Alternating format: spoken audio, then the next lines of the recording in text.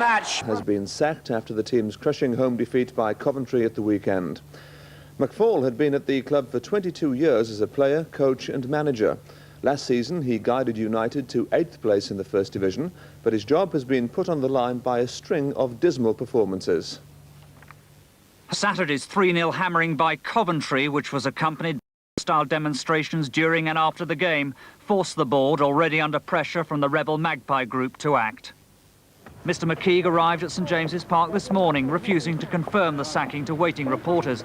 But when Willie McFaul left, also without comment, a few minutes later, it was obvious he was out of a job. Having broken the news to the players, he sped from the club's Benwell training headquarters to his luxury home near Newcastle Airport. First-team coach John Pickering was also sacked, leaving chief scout Mick Martin and reserve trainer Colin Suggett in temporary charge. Mr. McKeag also addressed the players before giving his reasons for McFaul's dismissal to the press. Mr. McFaul is experienced enough to know that a manager's job is dependent upon his team obtaining results. And regrettably, the performance of the team so far this season has been disappointing.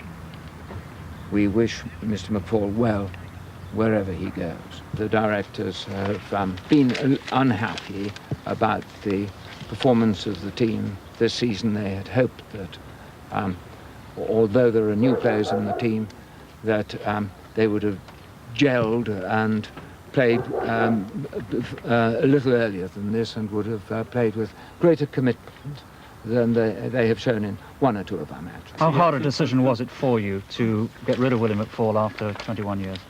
It was not an easy decision for the directors and a particularly difficult decision for me as chairman. I've known Willie the whole of the time that he's been here at St James's Park, as I say in the statement. His loyalty and integrity are unquestioned. After Saturday, though, had he half expected it, do you think? He had half expected it. He had half expected it before the Liverpool game, I think. The Liverpool game certainly encouraged him as it encouraged everybody. But after Saturday's game, yes, he half expected it. Hopes of a successful season for Newcastle were boosted by Willie McFaul's £3 million summer spending spree. But this comprehensive defeat by Norwich City, followed by a humiliating 3-0 reverse at 3rd Division Sheffield United in the Littlewoods Cup, exposed United's frailties.